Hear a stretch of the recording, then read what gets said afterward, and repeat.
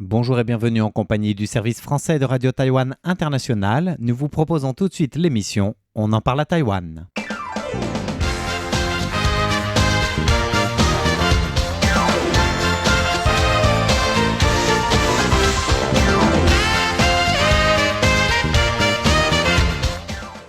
Bonjour à toutes et à tous, c'est François-Xavier Boulet Floriane Daye, Elisa Dufaux. pour On en parle à Taïwan. Alors de quoi allons-nous parler cette semaine ?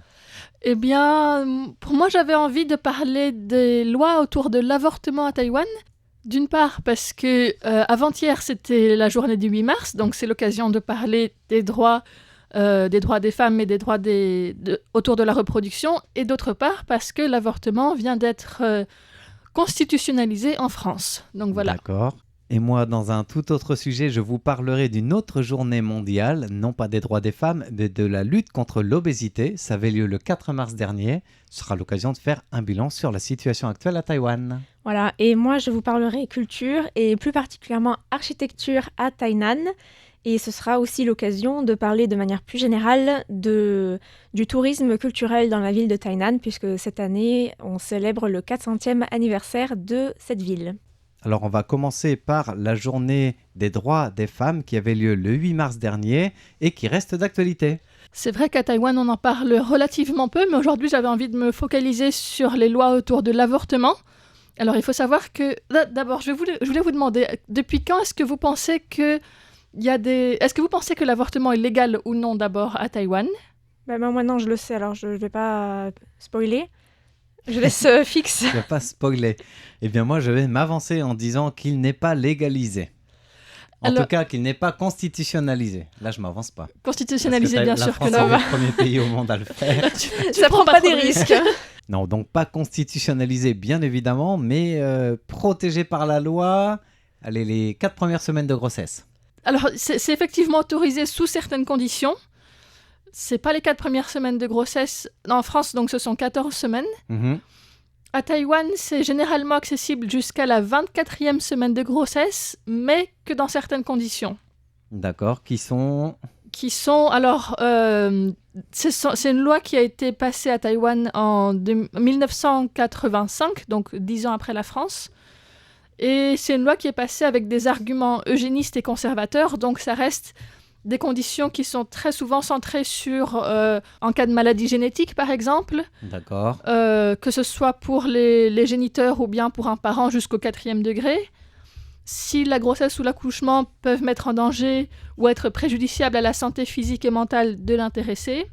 Si le fœtus présente un risque de malformation, donc tout ça, ça reste très centré sur la bonne santé génétique du fœtus et de la mère. Ça peut être aussi fait en cas de viol ou d'un rapport avec un homme qui ne peut pas légalement se marier avec la femme. Donc, c'est-à-dire soit en cas d'inceste, soit en cas d'affaires extramaritales.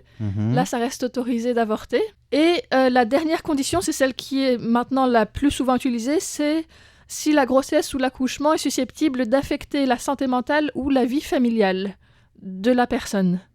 Et en fait, toutes les grossesses affectent la vie familiale. Oui, selon l'interprétation, ça peut être quand même très large. Donc ça reste assez large comme définition et ça permet en théorie à presque tout le monde de pouvoir accoucher, à supposer qu'on arrive à trouver un médecin qui accepte, il y a quand même des étapes de pouvoir après. avorter, tu veux dire. Voilà, tout à fait. De faire l'avortement. Mais il y a quand même une astérix sur la dernière condition. C'est-à-dire que si la personne est mineure, elle doit obtenir le consentement du parent, du tuteur, du responsable légal. Et si c'est une femme mariée, elle doit avoir le consentement de son mari. Donc ça fait que, en pratique, il y a quand même beaucoup de limitations qui sont mises en place. Et toutes les femmes ne sont pas libres d'avorter quand elles veulent. Si elles doivent avoir le consentement des parents, ça veut dire qu'elles doivent forcément le dire à leurs parents. Ça veut dire qu'il y a toutes les conséquences sociales qu'il peut y avoir avec la pression, etc. Et si le mari n'a pas envie d'avorter ou si... il peut y avoir beaucoup de raisons pour lesquelles une femme peut ne pas avoir envie de dire à son mari qu'elle avorte. S'ils sont séparés déjà, je ne sais pas. Et ça, c'est dans ce sens-là, on voit que c'est pas une loi récente ou qui a été amendée.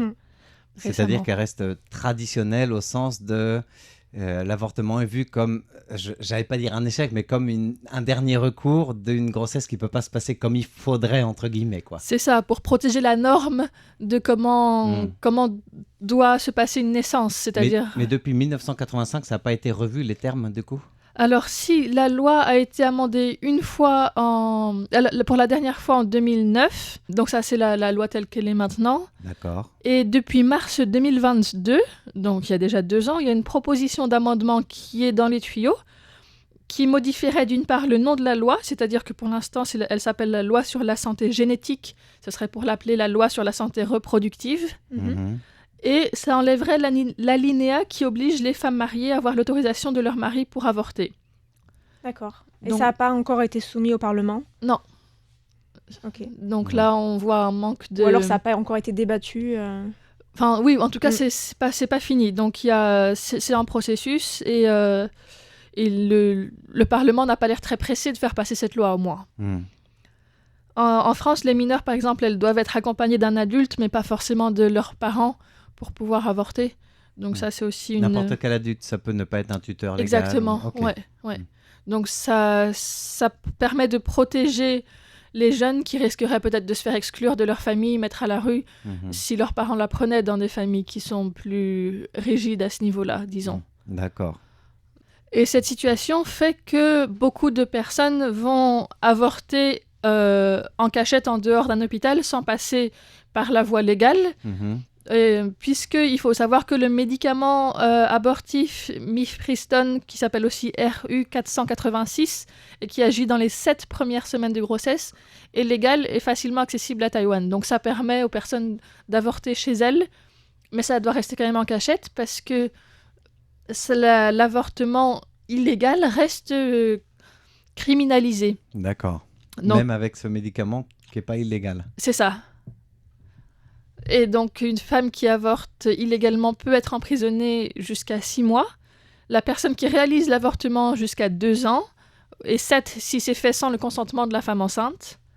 Et une personne qui promeut publiquement un moyen d'avortement ou offre des services d'avortement risque jusqu'à 1 an de prison. Donc, ça reste quand même assez lourd comme pénalisation. C'est pas juste une amende. Et c'est... Et en même temps, c'est important que ce soit pas facilisé les avortements illégaux parce que ça présente beaucoup de risques pour Tout à fait, la au niveau de santé des femmes Mhm. qui le font. Il Donc faudrait que ce c'est soit important bien que mentionné. ça se passe dans un cadre médical. Et ça, c'est important que ça se passe dans un cadre médical. Et donc, c'est important que le cadre médical soit accessible à tout le Mhm. monde, en Mhm. fait. Alors que la loi telle qu'elle est actuellement fait que beaucoup de personnes choisissent de ne pas passer dans le cadre médical Mhm. pour éviter, ou soit parce qu'elles ne peuvent pas si leurs parents ou leur mari n'acceptent pas, Mhm. soit parce qu'elles n'ont pas envie de Mhm. dire à leurs parents ou à leur mari qu'elles sont enceintes. Je pense que la loi actuelle, en fait, c'est ce qu'on disait avec le terme génétique ou pas, c'est que c'est vu, enfin, je me trompe peut-être, mais je pense que le point de vue majoritaire sur l'avortement reste d'un point de vue soit un souci de santé, soit un souci, j'allais dire un cas à part et pas une normalité ou un standard. C'est pas vu comme des droits des femmes à C'est protéger, ça. c'est plutôt vu peut-être comme la protection de la vie et peut-être d'un enfant qui soit désiré, pas désiré, quelle que soit la condition de la grossesse. Et les législateurs à Taïwan regardent peut-être d'abord le fœtus comme enfant à naître que la femme enceinte Tout à fait. qui doit subir 9 mois de grossesse, quoi. Voilà. Donc c'est peut-être Et à puis, ce niveau-là qu'il faut et puis d'abord après un travailler. enfant, en Aussi. principe. Aussi. Et puis un autre point aussi qui est important, c'est que l'assurance maladie ne couvre pas du tout le coût de l'avortement en aucun cas. Donc ça met aussi plus de poids parce qu'effectivement avec la baisse de la natalité à Taïwan, en fait, je pense que le Parlement n'est pas pressé de faire passer une loi qui permettrait à plus de personnes d'avorter quand tout le monde est en train de dire il faut promouvoir la natalité à Plus de Taïwan. naissance. Donc, dans ce sens-là, ça fait que c'est pas sûr que cette proposition de loi aboutisse bientôt non plus. Même si ça permettrait à toutes les personnes qui ont besoin d'avorter de le faire dans un cadre beaucoup plus sécurisé et plus... Oui, c'est ça, plus sécurisé et avec l'assistance médicale dont il y a besoin. Voilà. D'accord. Donc voilà pour le point sur l'avortement à Taïwan. Ok. Donc il y a encore un bon chemin à parcourir, dans un sens ou dans l'autre, je ne sais pas. En tout cas, avec le Parlement actuel, on n'est pas sûr que ce projet soit présenté, soit même redébattu, en fait, ou Non, rediscuté comme c'est ça. vraiment À suivre. à suivre. Voilà, Ouais. Ça peut être un sujet intéressant de décryptage, tout à en fait. tout cas. Alors, on va parler d'un autre sujet, d'une autre journée, cette fois-ci la journée mondiale de la lutte contre l'obésité. Ça avait lieu le 4 mars. Et cette semaine, à cette occasion, l'Association médicale de lutte contre le surpoids et l'obésité à Taïwan a publié des chiffres concernant la situation taïwanaise. Si je vous dis que plus d'un Taïwanais sur deux est en surpoids à Taïwan, ça vous choque, ça vous étonne, ça vous rend suspicieuse ou pas? Bah, comme on avait un peu préparé cette émission à l'avance, je le savais parce que tu l'avais dit. Alors, ça me surprend pas tellement. Je pense qu'il Là, faudrait on voir parle pas quel... encore d'obésité, on parle oui, de oui, surpoids. C'est ça, surpoids. quels sont les critères pour dire qu'une personne est en surpoids, parce qu'il y a beaucoup de personnes extrêmement maigres aussi à Taïwan. Oui. C'est vrai. Alors, Moi, ce que je remarque, excuse-moi, c'est Oui. une observation empirique, pas du tout scientifique, c'est que les jeunes sont plutôt minces, voire très minces, et que passé, on va dire, la cinquantaine, Oui. il y a beaucoup de gens en surpoids. Eh bien, ce n'est pas, comme tu dis, non scientifique ou pas, c'est une remarque très empirique, mais très réelle. Et on va le voir avec les chiffres d'aujourd'hui. Quand on parle de surpoids, on se base sur l'indice IMC, c'est-à-dire le rapport de la masse corporelle. L'indice de masse corporelle, oui. Ouais, et si cet indice dépasse 24 d'après la norme de l'ONU, en fait, enfin de l'Organisation mondiale de la santé, donc de l'OMS, si ça dépasse 24, on est en situation de surpoids. Et c'est sur ces chiffres-là que 50,3% des Taïwanais sont en situation de surpoids. Mais quand on répartit par genre ou par tranche d'âge, on rejoint ce que tu disais, Lisa, c'est-à-dire que le surpoids chez les Taïwanais, c'est 20,4% de femmes, 29,9% d'hommes, mais à chaque fois, chez les hommes, c'est pas tout à fait vrai parce que c'est les 45-64 ans qui sont le plus touchés par le surpoids, mais chez les femmes, c'est les plus de 65 ans. Donc, D'accord. passé un certain âge, Ah oui. comme tu disais, on est plus facilement en surpoids que jeunes.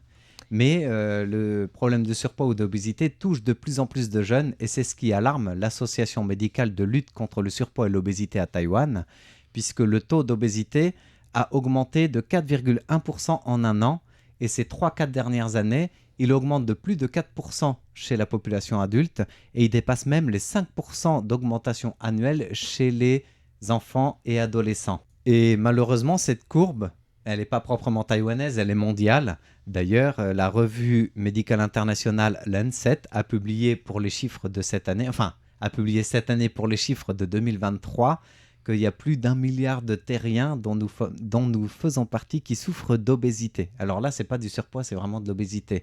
1 milliard de terriens, on est un peu plus de 7 milliards, je crois 7,2 milliards. C'est 4 fois plus qu'il y a 30 ans.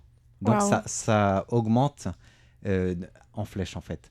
Et ce problème ou phénomène de surpoids, voire d'obésité, il augmente non pas parce qu'on sait chiffrer aujourd'hui qu'on ne savait pas il y a 30 ans, mais parce que de plus en plus de pays sont plus développés. Les gens, c'est le cas à Taïwan notamment, avec une société un peu plus développée, on a plus de moyens, donc on consomme plus. On consomme plus, on est plus et sédentaire. Au niveau de l'alimentation, on consomme plus, donc pas forcément mieux au niveau, au niveau sanitaire, au niveau de l'alimentation. On est plus sédentaire, donc on fait moins d'exercice physique.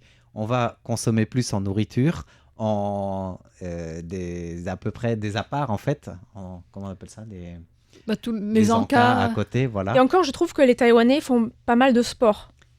Il y a quand même une prise de conscience, notamment chez les personnes un peu plus âgées, qui font pas mal de sport par rapport à la génération, même génération, par exemple en France. C'est moins ancré dans les consciences qu'il faut faire du sport, Alors, bouger. j'ai pas de chiffres au niveau comparatif, par exemple, Oui, non, là, entre c'est Taïwan vraiment et juste, France. Mais à Taïwan, il y a 70,3% des Taïwanais qui font plus de 2 heures d'exercice physique, Ouais, c'est donc beaucoup, hein. d'entretien de la santé par semaine. Et sur ces 70% qui le font, 90% sont en ville. Donc Taipei, Nouveau Taipei, enfin dans des grandes métropoles, ou Kaohsiung aussi. Tandis qu'en campagne, c'est beaucoup moins le cas. Il y a moins d'un Taïwanais sur 2 qui fait du sport de manière régulière pour la santé dans les zones rurales. Après, peut-être qu'il y a aussi plus d'activité physique au niveau de leur travail ou de leur vie quotidienne en campagne qu'en ville. C'est pas expliqué comme ça, mais ce qui est expliqué, c'est que dans les villes, on encourage beaucoup, en tout cas les services médicaux, mais aussi municipaux, encouragent beaucoup le sport, et notamment depuis 2017, où la ville de Taipei avait accueilli ce qu'on appelle les universiades d'été. Je ne sais pas si vous vous rappelez, les sports universitaires mondiaux. Il y avait toute une campagne qui avait été faite par le ministère de la Santé pour promouvoir le sport. Et dans Taipei, Nouveau Taipei, Keelung, Taoyuan, tous les accès aux stades municipaux avaient été ouverts, même aux écoles, pour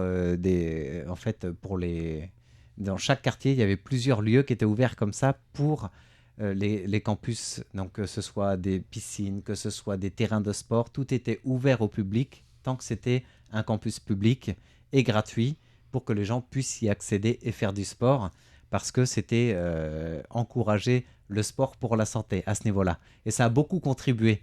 Mais est-ce que ça suffit quand on voit qu'il y a 50,3% de Taïwanais qui sont concernés par le surpoids et qu'au niveau de l'obésité, chez les jeunes enfants et ados, donc ça augmente de plus de 5% par an et on atteint presque 30% de surpoids et 16,9% d'obésité.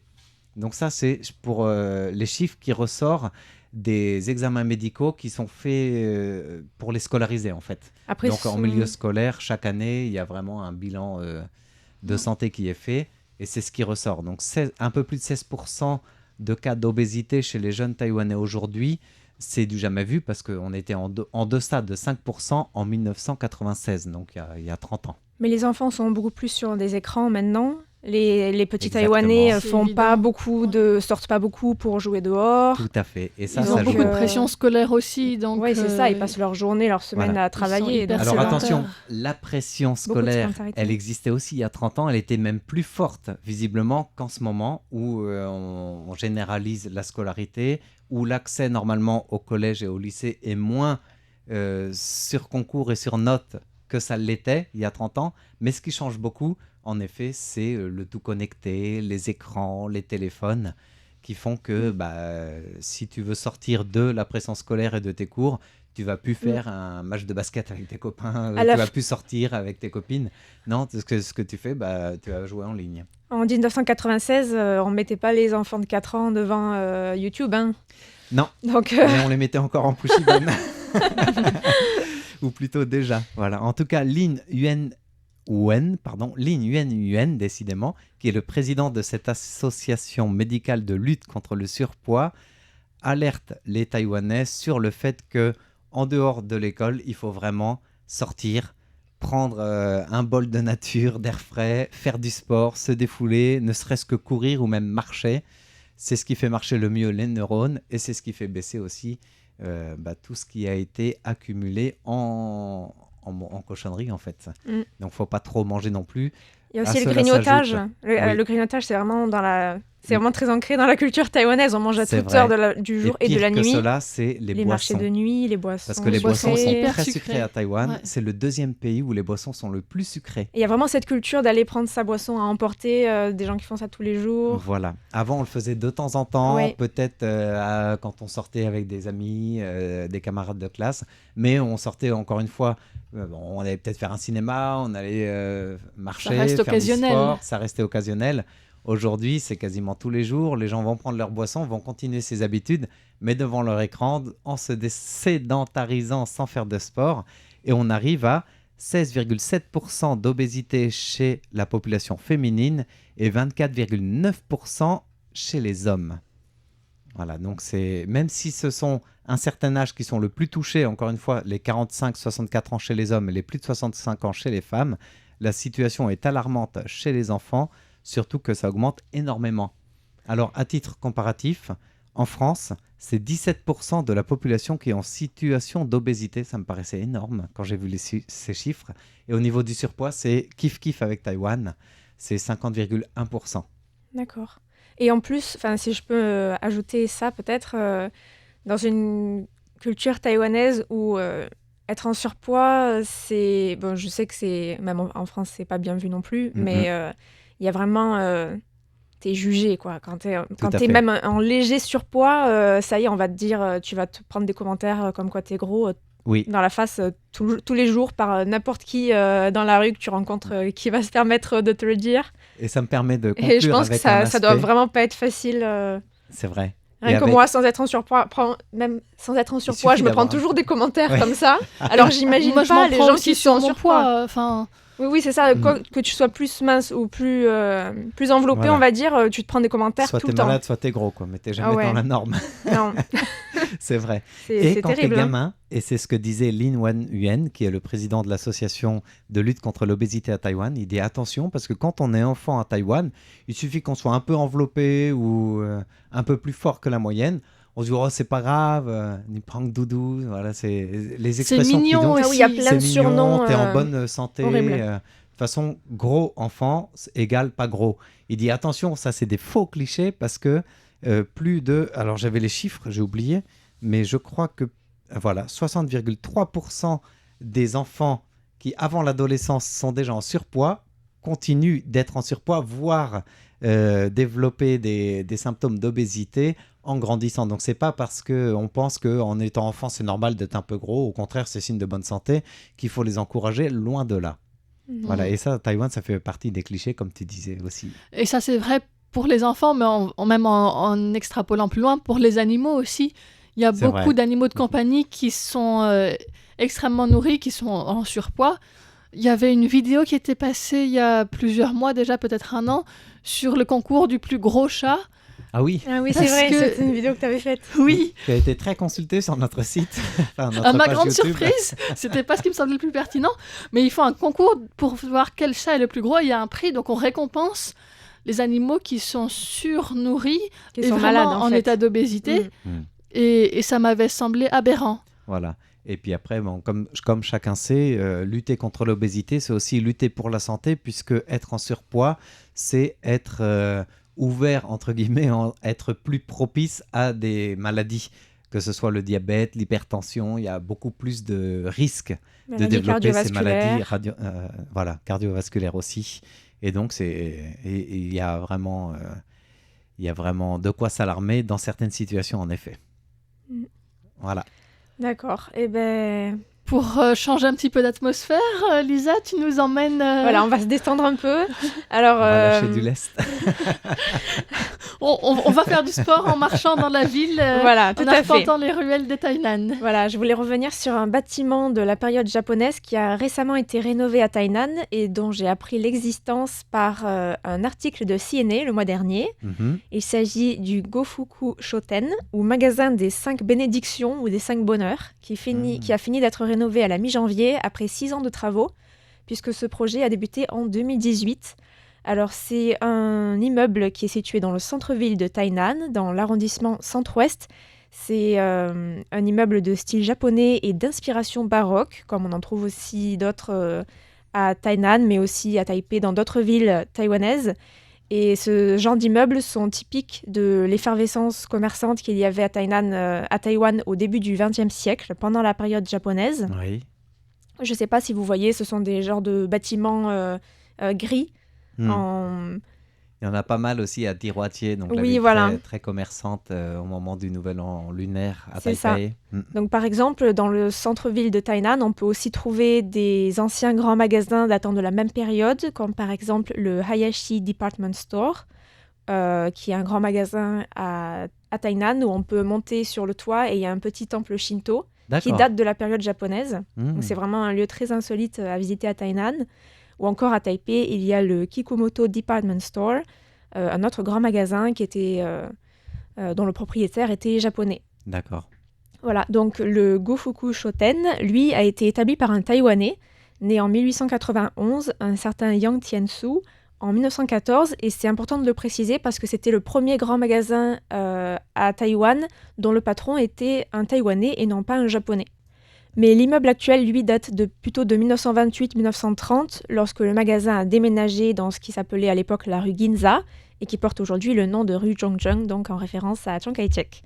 Et cette rue-là était la rue commerçante la plus importante de Tainan à l'époque.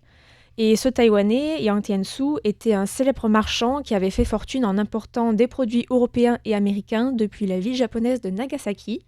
Donc il y avait toutes sortes de produits, du dentifrice, du savon, des disques de phonographes, des gramophones. Le magasin vendait aussi des assurances, donc ce qui prouve qu'il y avait une offre assez diversifiée. Ouais. Les 7-Eleven de l'époque. C'est à peu près ça. Voilà, c'est ça. Donc c'est un bâtiment avec un rez-de-chaussée et 2 étages. Et le rez-de-chaussée, c'était la partie boutique avec de la vente au détail. Et les 2 étages hébergeaient le département de vente en gros. Et on peut le voir d'ailleurs sur la façade, où il y a des moulures de fleurs, d'herbes et de rubans qui ont été restaurées, puisque le relief s'était petit à petit effacé avec le temps. Il y a aussi le caractère fou, donc bonheur. Et il y a aussi des inscriptions, des phrases en chinois et en japonais, où on peut lire « marchandises d'Europe et des États-Unis » ou « département de vente en gros à l'étage ». Voilà, donc c'est assez intéressant. Et ce qui est fascinant, c'est que même si le bâtiment a été vendu en 2016, le maire de Tainan a indiqué que les propriétaires de l'immeuble, encore aujourd'hui, étaient des descendants de Yang, de ce marchand. Donc l'immeuble est resté dans la famille pendant toutes ces années, presque 100 ans. C'est quand même incroyable. Ah ouais.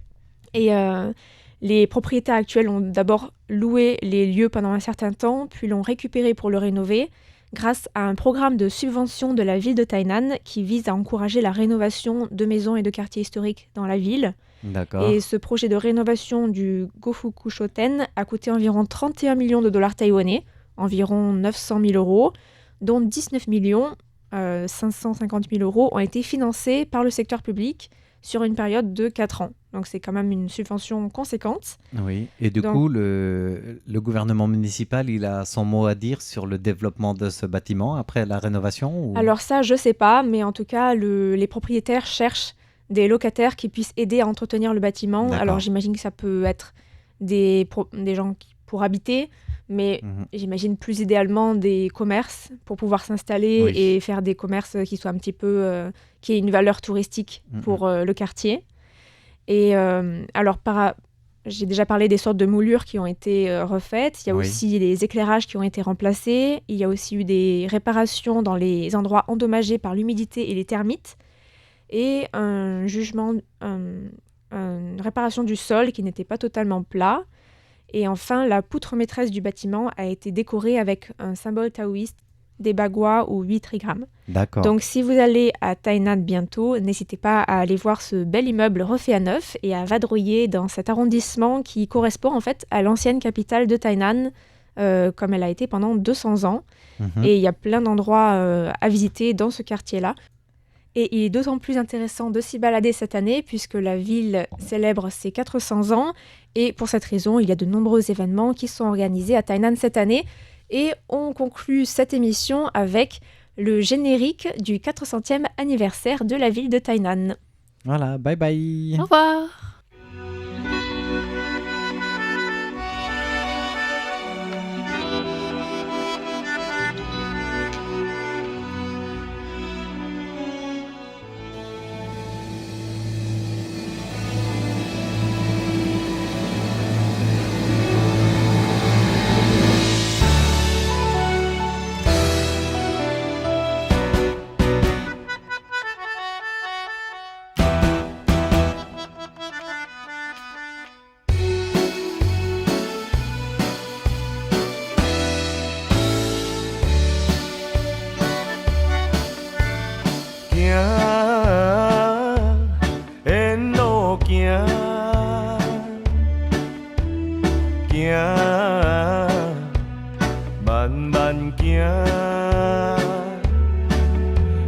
少年的囡仔伴，嘛经过失恋的丁仔脚，搁行，继续行，行，沿路行，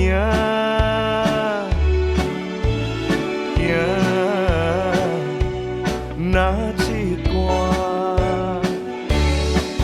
听见阮囝咧叫阿爸，嘛听见几落声再会啦。